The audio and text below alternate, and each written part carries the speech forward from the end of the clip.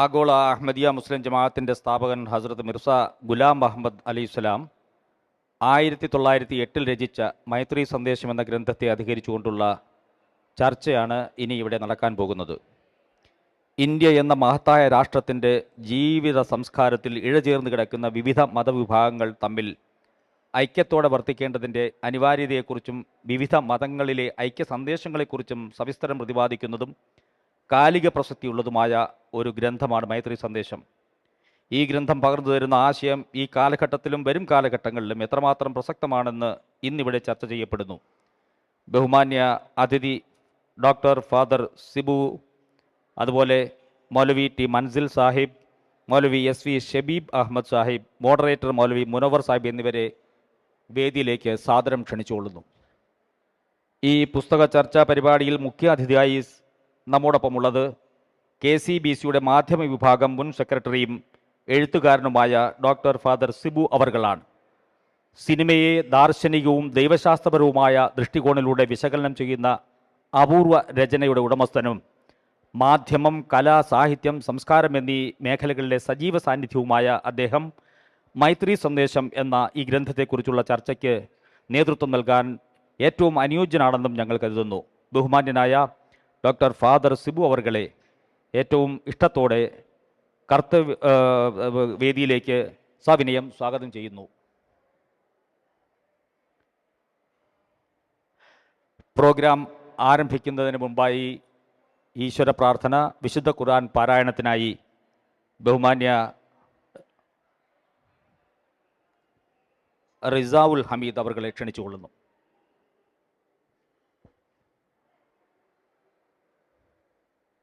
السلام عليكم ورحمة الله وبركاته.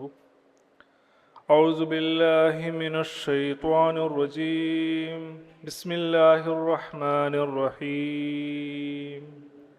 يا أيها الذين آمنوا اجتنبوا كثيرا من الظن إن بعض الظن إثم ولا تجسسوا ولا يعتب بعضكم بعضا أيحب أحدكم أن يأكل لحم أخيه ميتة فكرهتموه واتقوا الله إن الله تواب رحيم. يا أيها الناس إنا خلقناكم من ذكر وأنثى وجعلناكم شعوبا وقبائل لتعارفوا إن أكرمكم عند الله أتقاكم إن الله عليم خبير. തർജുമ. പരമകാരുണ്യനും കരുണാമയനുമായ അള്ളാഹുവിൻ്റെ നാമത്തിൽ. വിശ്വസിച്ചവരെ, ഊഹങ്ങളിൽ അധികവും നിങ്ങൾ ഒഴിവാക്കുവിൻ. കാരണം ചില ഊഹങ്ങൾ കുറ്റകരമാണ്. നിങ്ങൾ അന്യരുടെ സ്ഥിതികൾ ചുഴിഞ്ഞു നോക്കരുത്. നിങ്ങളിൽ ചിലർ മറ്റു ചിലരെ അവരുടെ അഭാവത്തിൽ ദുഷിക്കുകയും അരുത്.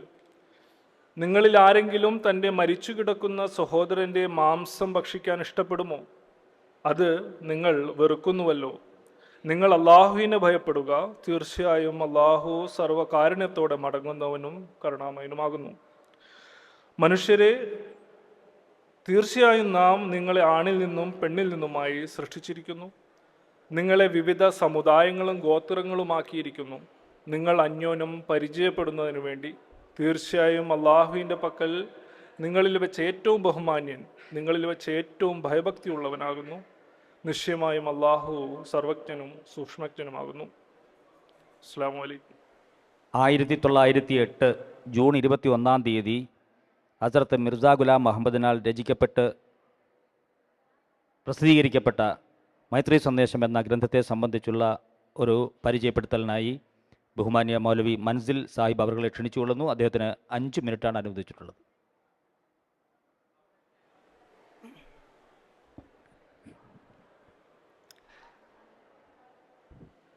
أعوذ بالله من الشيطان الرجيم. بسم الله الرحمن الرحيم. ബഹുമാന്യ അധ്യക്ഷൻ, വേദിയിലെയും സദസ്സിലെയും ബഹുമാന്യരെ, അസ്സലാമു അലൈക്കും വറഹ്മത്തുള്ളാഹി വബറകാതുഹു.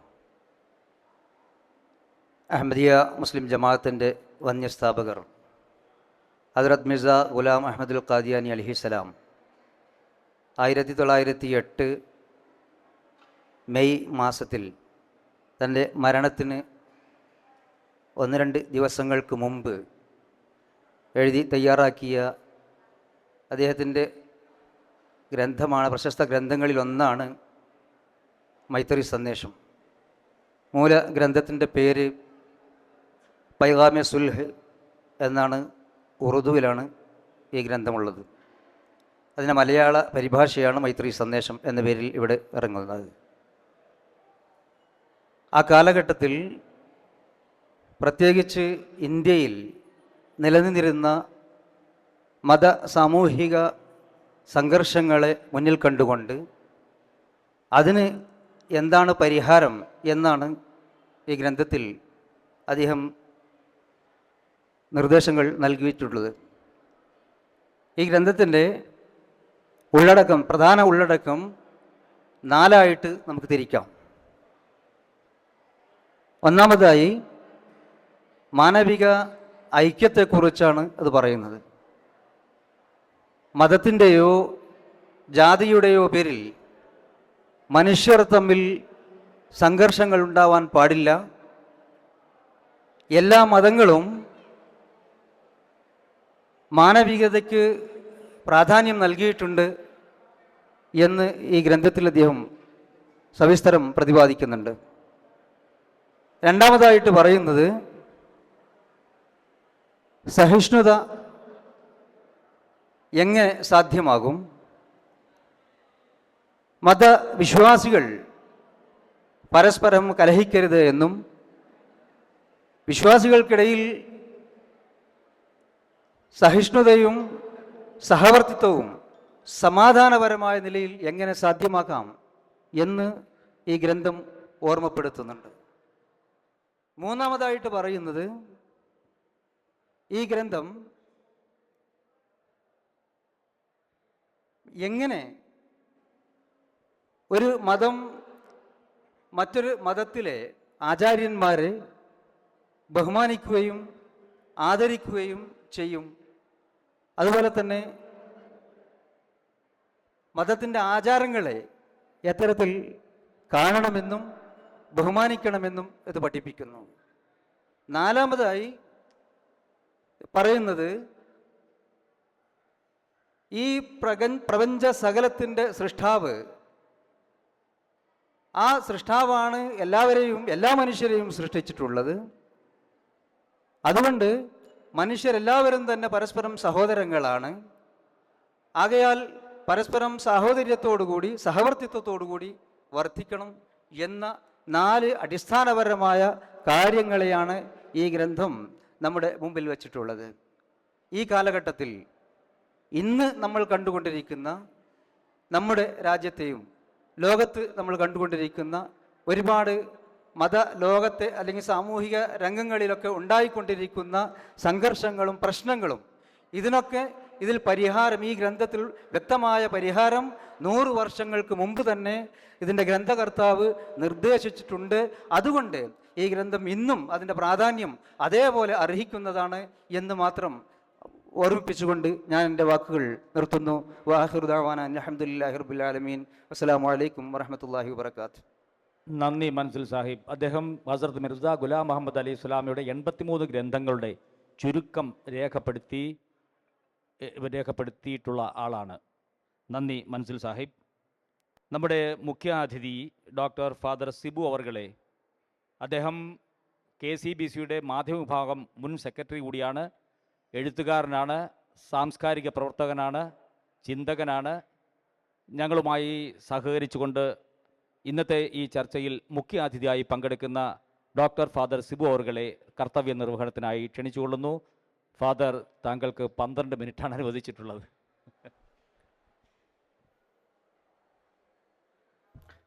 വേദിയിലും സദസ്സിലുമുള്ള ബഹുമാന്യരെ, ഈ 10 മിനിറ്റിൻ്റെ സമയക്ലിപ്തതയും ഈ മുന്നിലത്തെ ഈ ക്ലോക്കുമൊക്കെ കണ്ടപ്പോൾ ഒരു ഞെട്ടൽ. ഇതുപോലെ ജീവിതത്തിൽ മുഴുവൻ ആരെങ്കിലുമൊക്കെ ക്ലോക്ക് പിടിച്ച് ഫ്രണ്ടിൽ നടന്നിരുന്നെങ്കിൽ, ജീവിതം എപ്പോൾ അവസാനിക്കുമെന്നൊക്കെ സൂചിപ്പിച്ചിരുന്നെങ്കിൽ എന്നേ ലോകം നന്നായി പോയേനെ എന്നൊരു തോന്നൽ. മൈത്രിയെക്കുറിച്ചാണ് നമ്മൾ സംസാരിക്കുന്നത്. എല്ലാ മനുഷ്യനെയും ഒന്നിപ്പിക്കുന്ന ദൈവവിശ്വാസം എന്നതിനെക്കുറിച്ചാണ് ഈ പുസ്തകം അടിസ്ഥാനപരമായി സംസാരിക്കാൻ ശ്രമിക്കുന്നതും. മൈത്രി എത്രയും അമൂല്യമാകുന്നു എന്ന ഒരു സന്ദേശമാണ് അതിൽ നിന്ന് ഏറ്റവും പ്രധാനമായി മനസ്സിലാക്കേണ്ടത്. മനുഷ്യനെ നമ്മൾ പല വിധത്തിലാണ് ഈ കാലത്ത് മനസ്സിലാക്കുന്നത്. മതത്തിൻ്റെ മാത്രം കാഴ്ചപ്പാടിലല്ല മനുഷ്യനെ എല്ലാവരും കാണുന്നത്. മനുഷ്യൻ ഉപഭോഗ വസ്തുവായി, കൺസ്യൂമറായും, പൗരനായും, വോട്ടറായും പല നിലകളിലാണ് മനുഷ്യനെ അടയാളപ്പെടുത്തുന്നത്. പക്ഷേ മിർസാ ഗുലാം മുഹമ്മദ് എന്ന പ്രവാചകൻ്റെ അദ്ദേഹത്തിൻ്റെ ദാർശനികമായ ഈ എഴുത്തുകൾ ഉണ്ടാവുന്നത് ലോകമഹായുദ്ധങ്ങൾ ഉണ്ടാകുന്നതിന് മുമ്പാണ്, ഇന്ത്യ വിഭജനം ഉണ്ടാകുന്നതിന് മുമ്പാണ്.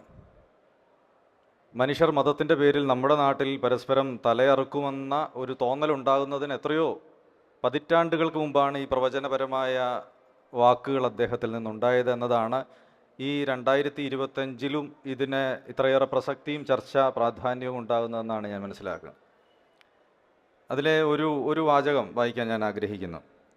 ഈയിടെയായി ഹിന്ദുക്കളും മുസ്ലിങ്ങളും തമ്മിൽ അവിശ്വാസവും അനൈക്യവും ഛിദ്രവും വർദ്ധിച്ചു വന്നിരിക്കുന്നത് മതപരമായ വൈപരീത്യങ്ങൾ കാരണമായിട്ട് മാത്രമല്ല, അതിലേക്ക് രാഷ്ട്രീയമായ പ്രലോഭനങ്ങളും സ്ഥാന അഭിലാഷങ്ങളും കൂടെ കാരണമായിട്ടുണ്ടെന്ന് ഞാൻ പറയുന്നതിൽ എനിക്ക് സ്വാർത്ഥപരമായ യാതൊരു ഉദ്ദേശവുമില്ല എന്നതാണ് വളരെ പ്രസക്തമായ ഒരു വാചകമായിട്ട് ഈ കാലത്തെയും ഇപ്പോഴത്തെ നമ്മുടെ മതരാഷ്ട്രീയ സാംസ്കാരിക നിലപാടിൻ്റെ മാനസിക നിലയും ഒക്കെ ആ ഒരു വാചകത്തിൽ വായിച്ചെടുക്കാൻ സാധിക്കുമെന്ന് തോന്നുന്നു. ഞാൻ പത്തനംതിട്ട ജില്ലക്കാരനാണ്. പത്തനംതിട്ട ജില്ലയിലെ ഏറ്റവും പ്രശസ്തമായ, അല്ലെങ്കിൽ ലോകത്തിലെ തന്നെ ഏറ്റവും പ്രശസ്തമായ തീർത്ഥാടന കേന്ദ്രവുമായി ബന്ധപ്പെട്ടാണ് അടുത്ത കാലത്ത് പാട്ടുകളൊക്കെ പ്രശസ്തമായത്. ഞങ്ങളുടെ പിള്ളേർ ക്രിസ്മസ് കാരൾ പാടാൻ പോകുമ്പോൾ കാരൽ സോങ് പാടുന്നതിന് പകരം ചില വീടുകളിൽ ചെന്ന് ആ പാട്ടും ഇപ്പോൾ പാടിയിരുന്നു. അങ്ങനെ ഒരു പാട്ടിന് അത്രയേറെ പ്രാധാന്യം ഉണ്ടായത് എന്തുകൊണ്ടെന്ന് ചിന്തിക്കുമ്പോൾ അതിലെ രാഷ്ട്രീയമോ അതിലെ ആളുകളുടെ ഇൻവോൾവ്മെൻറ്റോ അതിലേതെങ്കിലും ഒരു മതത്തിൻ്റെ താല്പര്യങ്ങളോ രാഷ്ട്രീയമോ ഒന്നുമല്ല വിഷയം. മതം അല്ലെങ്കിൽ ആത്മീയത പ്രതിനിധാനം ചെയ്യുന്ന അടയാളങ്ങളെ എത്ര വിദഗ്ധമായി ഒരു രാഷ്ട്രീയ ഭൂമികയിലേക്ക് പറിച്ചു നടാൻ, പരാവർത്തനം ചെയ്യാൻ സാധിക്കുമെന്നതിൻ്റെ ഏറ്റവും ഒടുവിലത്തെ അടയാളമാണത്. ഇതെത്ര വിദഗ്ധമായി ഈ രാജ്യത്ത്, ഈ ലോകത്ത് ഇത് നടപ്പിലായിക്കൊണ്ടേയിരിക്കുന്നു. സാന്റാക്ലോസിനെ കൊക്കോകോള വിൽക്കാൻ വേണ്ടി ഉപയോഗിക്കാൻ പറ്റുമെന്ന ബുദ്ധിയുടെ ഏറ്റവും ഇങ്ങേയറ്റത്തെ ഒരു ഉദാഹരണം മാത്രമാണ് ഈ സ്വർണത്തിൻ്റെ പാട്ട്. പല നിലകളിലാണ് മനുഷ്യനിൽ ഇത് പ്രവർത്തിച്ചുകൊണ്ടിരിക്കുന്നത്. ഈ ബ്രെയിൻ റോട്ട് എന്ന പദം 2024 ഓക്സ്ഫോർഡ് ഡിക്ഷണറി അവരുടെ വാക്കായിട്ട് ഡിക്ഷണറിയിൽ ചേർത്തപ്പോൾ ഈ മസ്തിഷ്കത്തിൻ്റെ ജീർണത ഏത് തരത്തിലൊക്കെ നമ്മുടെ തലമുറകളെ ബാധിച്ചു തുടങ്ങി എന്നത് സിലിക്കൺ വാലിയിലുള്ളവർക്ക് മാത്രമല്ല, എല്ലാത്തരം അധികാരത്തെ ഉൾക്കൊള്ളുന്ന രാഷ്ട്രീയ, സാംസ്കാരിക, മത നിലപാടുകളുടെയും എല്ലാം ഉള്ളിൽ ഇത്തരം സാധ്യതകളെ ഉപയോഗിക്കുന്നുണ്ട്. വിശുദ്ധമെന്ന് കരുതുന്നതും ആത്മീയതയുടെ അർത്ഥം ഉൾക്കൊള്ളുന്നതുമായ രൂപങ്ങളെയും പദങ്ങളെയും അതിലെ വസ്തുക്കളെ എടുത്തുകൊണ്ട് പോയി എന്നുള്ളതല്ല, മതത്തെ തന്നെ അധികാര സ്ഥാപനത്തിൻ്റെ ആവശ്യത്തിന് വേണ്ടി എടുത്തു മാറ്റിക്കൊണ്ടു പോകുന്ന, മോഷ്ടിക്കപ്പെടുന്ന ഒരു കാലമാണിത്.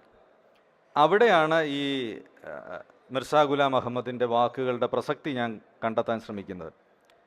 മനുഷ്യർ തമ്മിലുള്ള സ്നേഹവും മൈത്രിയും നിലനിൽക്കേണ്ട ഇടത്തിലേക്ക് അത് നിലനിർത്തുന്നു എന്ന് കരുതുന്ന മത സംവിധാനങ്ങളുടെ അതിലെ വസ്തുക്കൾ, പള്ളിയിൽ നിന്ന് കുരിശെടുത്തുകൊണ്ട് പോയി എന്നുള്ളതല്ല, കുരിശെടുത്ത് പ്രതിനിധാനം ചെയ്യുന്ന ആശയത്തെ തന്നെ എടുത്തുകൊണ്ട് പോയാൽ എന്തിരിക്കും? അല്ലെങ്കിൽ ക്രിസ്തുവിനെ പള്ളിയിൽ നിന്ന് മോഷ്ടിച്ചു കൊണ്ടുപോയാൽ എങ്ങനെയിരിക്കും എന്ന് പറയുന്ന അർത്ഥത്തിലാണ് അധികാരം, കോർപ്പറേറ്റ് സ്വഭാവമുള്ള ആളുകൾ വസ്തുക്കളെ മോഷ്ടിച്ചു കൊണ്ടുപോയിക്കൊണ്ടിരിക്കുന്നത്. കണ്ടന്റിനെയല്ല, ഫോമിനെ തന്നെ എടുത്തുകൊണ്ട് പോവുകയാണ്. ഒരു സിനിമ ആസ്വദിക്കുമ്പോൾ അതിൻ്റെ കണ്ടന്റിനെ കുറിച്ച് ചർച്ച ചെയ്യാറുണ്ട്, പക്ഷേ ആ ഫോമിൽ മറ്റൊരു നമുക്ക് യാതൊരു താല്പര്യവും ഇല്ലാത്ത മനുഷ്യനെ ഇല്ലാതാക്കുന്ന ഒരു ഒരു ഒരു വസ്തുവിനെ വിൽക്കാൻ ശ്രമിച്ചാൽ എങ്ങനെയിരിക്കും? നമ്മുടെ ഈ രാജ്യത്ത് വംശീയ കലാപങ്ങളും വർഗീയ കലാപങ്ങളും ഒക്കെ ഉണ്ടാകുന്ന ഇടങ്ങളൊക്കെ പരിശോധിച്ചാൽ ആ ആളുകൾ പാർക്കുന്ന സ്ഥലങ്ങളുടെ ഭൂമിയിലെ അടിയിൽ എന്തെങ്കിലും കൊള്ളാവുന്ന സ്ഥാനമുണ്ട് എന്നുള്ളതാണ് അതിൻ്റെ അർത്ഥം. അവിടുന്ന് അത്രയും പേരെ ഒഴിപ്പിച്ച് വിട്ടാലാണ് അത് കുഴിച്ചെടുക്കാൻ പറ്റുന്നത്. രാത്രി കിടന്നുറങ്ങിയ മെഡൂറോയെ എടുത്തുകൊണ്ട് പോകാനുള്ള കാരണവും അതുതന്നെയാണ്. അത് കൊള്ളാവുന്നൊരു സ്ഥലമാണ്. അയാൾ അതിൻ്റെ പുറത്ത് കിടന്ന് സുഖമായിട്ട് ഉറങ്ങി ആ നാട് മുഴുവൻ ദാരിദ്ര്യത്തിലേക്ക് മാറിയപ്പോൾ എന്നാൽ അയാളെ രാത്രി തന്നെ കട്ടിലിൽ നിന്ന് എടുത്തുകൊണ്ട് പോയി അതിനെ ഞങ്ങൾ റൺ ചെയ്തോളാം എന്ന് പറയുന്ന മറ്റൊരു അധികാരത്തിൻ്റെ ഒരു മുഖം. മണിപ്പൂരിൽ സ്ഥലം കൊള്ളാമെന്ന് മനസ്സിലാക്കിയാൽ അവിടെ വംശീയ കലാപം ഉണ്ടാവുക എന്നുള്ളത് ഒരു രാഷ്ട്രീയമായ ആവശ്യമാണോ അതോ ഒരു കോർപ്പറേറ്റ് ആവശ്യമാണോ എന്നുള്ളത് നമ്മൾ മരിച്ച് ഒരു 50 വർഷം കൂടെ കഴിഞ്ഞിട്ട് ഒരു പക്ഷേ ലോകത്ത് മനസ്സിലാവും. നമ്മുടെ ചുറ്റുമൊക്കെ സംഭവിക്കുന്നത്. അപ്പോൾ അവിടെയാണ് ഒരു പക്ഷേ ഈ മനുഷ്യന് നൽകേണ്ട അടിസ്ഥാനപരമായ ആദരം നഷ്ടമാകുന്ന ഇടങ്ങളെപ്പറ്റി ആത്മീയതയും സംസ്കാരവും ഒക്കെ ചേർന്ന സ്ഥലങ്ങൾ ചോദ്യങ്ങൾ ഉന്നയിക്കേണ്ടത്. സമയമാകുമ്പോൾ ഹുസൈൻ സാർ ഓർമ്മിപ്പിക്കുമെന്നറിയാം. 1 മിനിറ്റ് മുമ്പ് പറയാം. ഒരുപാട് പഠനങ്ങൾ പ്രതിമകൾ സ്ഥാപിക്കുന്നതിനെക്കുറിച്ച്, ദൈവത്തിൻ്റെ അവതാരമാണ് ഒരാൾ എന്ന 80ഉം 90ഉം വയസ്സ് കഴിഞ്ഞ ഒരു ബഹുമാന്യനായ ഒരു വ്യക്തി ഒരു സാംസ്കാരികമായ അധികാരത്തിൻ്റെ ഒരു സ്ഥാനം കിട്ടിയപ്പോൾ പെട്ടെന്ന് പ്രഖ്യാപിക്കുന്ന ഒരു വാർത്ത ഒരു പക്ഷേ കുറച്ച് നാളുകൾക്ക് മുമ്പാണ്. മനുഷ്യനെ ദൈവങ്ങളാക്കുന്ന, നല്ല അർത്ഥത്തിലല്ല, അധികാരമുണ്ട് എന്നതിൻ്റെ പേരിൽ മാത്രം ഇത്തരമൊക്കെ ഒരു ഭൂമികയിൽ ഇത്തരത്തിലുള്ള പ്രതിസന്ധികൾ നിലനിൽക്കുന്ന ഒരു കാലഘട്ടത്തിൽ ഇപ്പോൾ ഇന്നലെ നമ്മുടെ ഏതു രാജ്യത്താണ് മതത്തിൻ്റെ പേരിൽ മനുഷ്യൻ ഇപ്പോൾ കൊല്ലപ്പെടാത്തത് എന്നൊരു ചോദ്യമാണ് നമ്മളെ വേദനിപ്പിക്കുന്നത്. നമുക്ക് നഷ്ടമാവുന്നത് ഈ മൈത്രി ഭാവമാണ്. സ്വപ്നങ്ങൾ മാത്രം വിൽക്കുകയും വസ്തുക്കളൊന്നും വിൽക്കാൻ പറ്റാതാവുകയും ചെയ്യുന്ന ഒരു പരിസരമായി നമ്മുടെ ജനകീയ മുഖങ്ങൾ മാറുമ്പോൾ, നമ്മുടെ ജനാധിപത്യ ബോധം തന്നെ അത്തരത്തിൽ മലിനമാക്കപ്പെടുമ്പോൾ, മനുഷ്യൻ്റെ ജനാധിപത്യ സ്വഭാവത്തിലേക്ക് പരസ്പരം ഭിന്നിപ്പുകൾ കൊണ്ട് മാത്രമാണ് അധികാരം സ്ഥാപിച്ചെടുക്കാൻ സാധിക്കുന്നത് എന്ന ബോധത്തിലേക്ക് അധികാരത്തെ നിർണയിക്കുന്ന ആളുകൾ എത്തിപ്പെടുമ്പോൾ ഈ പ്രവചനപരമായ ഇത്തരം വാക്കുകൾ നിയമസഭ പോലെയുള്ള പവിത്രമായ ഒരു ഇടത്ത് നടക്കുന്ന പുസ്തകത്തിൻ്റെ അക്ഷരങ്ങളുടെ ഈ ചർച്ചയിൽ എന്തുകൊണ്ടും വലിയ പ്രാധാന്യത്തോടെ ചർച്ച ചെയ്യേണ്ടുന്ന ഒരു പ്രവാചകനും പുസ്തകവുമാണിത്. ആ നദിയോട് പേര് ചോദിക്കരുതെന്ന ഷീല ടോമിയുടെ നോവൽ വായിച്ച് അവസാനിപ്പിച്ചപ്പോൾ ആകെപ്പാടെ തോന്നിയ ഒരു കാര്യം, കരിഞ്ഞ മാംസത്തിൻ്റെ ഗന്ധമുള്ള ഒരു ലോകമാണ് ഇത് എന്നതാണ്. ഓരോ പകലിനെയും ഓരോ ദേശത്തെയും ഒക്കെ അടയാളപ്പെടുത്തുന്ന ഒന്നായി ഈ കരിഞ്ഞ മനുഷ്യഗന്ധം വ്യാപിക്കുകയാണ്. നമ്മുടെ ഒരു മിനിറ്റ്, ഒരുപാട് പഠനം ഈ പ്രവചനപരമായ പുസ്തകത്തെക്കുറിച്ച് നിരന്തരം ഉണ്ടാവണം. ആത്മീയത എന്ന് പറയുന്ന എല്ലാ മനുഷ്യനെയും ചേർത്ത് നിർത്തേണ്ടുന്ന ഒരു ശക്തിയെ അതിൻ്റെ ആചാരാനുഷ്ഠാനങ്ങളുടെ പാരഫെർനേലിയയുടെ നിലനിർപ്പ് മാത്രമായി പരിമിതപ്പെടുത്തുകയും അവിടെയാണ് മതത്തിൻ്റെ മതാചാര്യന്മാരുടെ പ്രസക്തിയെന്ന് മാത്രമായി ഒതുക്കുകയും ചെയ്തിട്ട് മതത്തിൻ്റെ മുഴുവൻ ചിഹ്നങ്ങളും അതിൻ്റെ ഉള്ളിലുള്ള എല്ലാറ്റിനെയും അധികാരത്തിനും കോർപ്പറേറ്റ് സ്വാർത്ഥതയ്ക്കും മാത്രമായി ഉപയോഗിക്കാം എന്ന് പറയുകയും ചെയ്യുന്ന ഒരു കാലത്ത് നമ്മൾ വളരെ വളരെ ബോധപൂർവം ഇത്തരം കാര്യങ്ങളെ പ്രതിരോധിക്കേണ്ടതായിട്ടുണ്ട്. മനുഷ്യപക്ഷത്ത് നിൽക്കുന്ന ഒന്നിൻ്റെ പേരാണ് മതമെന്നും മനുഷ്യ വിരോധത്തിൻ്റെയും മനുഷ്യത്വ നിരാസത്തിൻ്റെയും ഏത് തരത്തിലുള്ള ഇടപെടലുകളെയും അത് മതത്തിൻ്റെ പ്രശ്നമല്ലെന്നും മനുഷ്യൻ്റെ സ്വാർത്ഥതയുടെ പ്രശ്നമാണെന്നുമുള്ള ഒരു പ്രവാചക സ്വരം ഈ കാലത്ത് ഉറക്കെ പറയാൻ തീരുമാനിച്ച അഹമ്മദിയ മുസ്ലിം ജമാഅത്തിൻ്റെ എല്ലാ പ്രവർത്തകരെയും ആദരവോടെ കാണുന്നു. എനിക്ക് പ്രിയപ്പെട്ട അബൂബക്കർ സാഹിബ് എറണാകുളം മുതലുള്ള പരിചയമാണ്. ഈ അഹമ്മദിയ പ്രസ്ഥാനത്തിൻ്റെ ഒരു ബ്രാൻഡ് അംബാസഡറായിട്ട് ഞാൻ ലോകത്ത് പല സ്ഥലങ്ങളിലും പോകുന്നുണ്ട്. എന്തിനേറെ കഴിഞ്ഞ ജനുവരിയിൽ ന്യൂയോർക്കിൽ ചെന്നപ്പോൾ പാകിസ്ഥാനിയായി ലണ്ടനിൽ പഠിച്ച് അമേരിക്കയിൽ ജോലി ചെയ്യുന്ന അവിടുത്തെ മൗലവി അദ്ദേഹത്തിൻ്റെ പള്ളിയിലേക്ക് എന്നെ വിളിക്കുകയും എനിക്ക് ഭക്ഷണം വാങ്ങിത്തരികയും ഒക്കെ ചെയ്തത് അഹമ്മദിയ പ്രസ്ഥാനത്തോടുള്ള ബന്ധം കൊണ്ടാണ്. സമാധാനത്തിനും മൈത്രിക്കും നന്മയ്ക്കും വേണ്ടി ഈ അക്ഷരങ്ങളെ ധ്യാനിക്കുന്ന ഈ പരിസരത്ത് സംസാരിക്കാൻ ഈ പ്രസ്ഥാനം കാണിക്കുന്ന വലിയ ജാഗ്രതയ്ക്ക് നന്ദി പറയുകയും എല്ലാവിധ ആശംസകൾ അറിയിക്കുകയും ചെയ്യും. Thank you.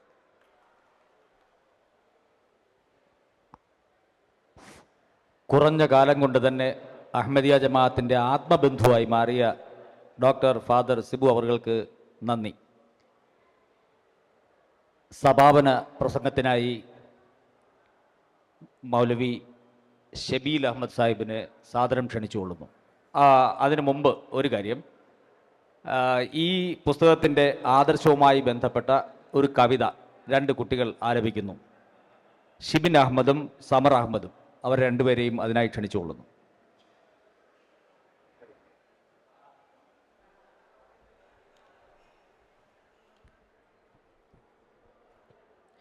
ഹിന്ദുക്കൾ, മുസ്ലിങ്ങൾ, ക്രിസ്തു മതസ്ഥരും ബന്ധുക്കളൊറ്റ കുടുംബജാതർ. സിഖുകൾ, പാഴ്സികൾ, ജൂതരും ജൈനരും അക്കുടുംബാംഗങ്ങൾ തന്നെ നൂനം. ഹിന്ദുക്കൾ, മുസ്ലിങ്ങൾ, ക്രിസ്തു മതസ്ഥരും ബന്ധുക്കളൊറ്റ കുടുംബജാതർ. സിഖുകൾ, പാഴ്സികൾ, ജൂതരും ജൈനരും അക്കുടുംബാംഗങ്ങൾ തന്നെ നൂനം. ശ്രീകൃഷ്ണൻ, ശ്രീരാമൻ, ശ്രീബുദ്ധൻ, ശ്രീയേശു, ശ്രീവർദ്ധമാനൻ, സ്വരാഷ്ട്രദേവൻ. ശ്രീകൃഷ്ണൻ, ശ്രീരാമൻ, ശ്രീബുദ്ധൻ, ശ്രീയേശു, ശ്രീവർദ്ധമാനൻ, സ്വരാഷ്ട്രദേവൻ. നോഹയും മോശയും ദാവീദും സോളമൻ, യോഹന്നാൻ സ്നാപകൻ, കൺഫ്യൂഷ്യസും, മുത്തു മുഹമ്മദ് മുസ്തഫ തങ്ങളും വാഗ്ദത്ത ദൂതൻ മസീഹുദാനും. പാവന പാഠങ്ങൾ മാനവർക്കേകുവാൻ ദൈവം നിയോഗിച്ച പുണ്യപാതർ. ആദരിച്ചിടുവിൻ തുല്യമായി തല്ലുമേ ഭേദം നിനക്കാവിൻ ദൂതർ തമ്മിൽ. ആദരിച്ചിടുവിൻ തുല്യമായി തല്ലുമേ ഭേദം നിനക്കാവിൻ ദൂതർ തമ്മിൽ. ലോകങ്ങൾ സൃഷ്ടിച്ചു പാലിക്കുമീശ്വരൻ ഏകനെന്നോതുന്നു വേദമെല്ലാം. ഹിന്ദുക്കൾ, മുസ്ലിങ്ങൾ, ക്രിസ്തു മതസ്ഥരും ബന്ധുക്കളൊറ്റ കുടുംബജാതർ. സിഖുകൾ, പാഴ്സികൾ, ജൂതരും ജൈനരും അക്കുടുംബാംഗങ്ങൾ തന്നെ നൂനം. അക്കുടുംബാംഗങ്ങൾ തന്നെ നൂനം. ഉപസംഹാര പ്രസംഗത്തിനായി മൗലവി ഷബീൽ അഹമ്മദ് സാഹിബിനെ ക്ഷണിച്ചുകൊള്ളുന്നു.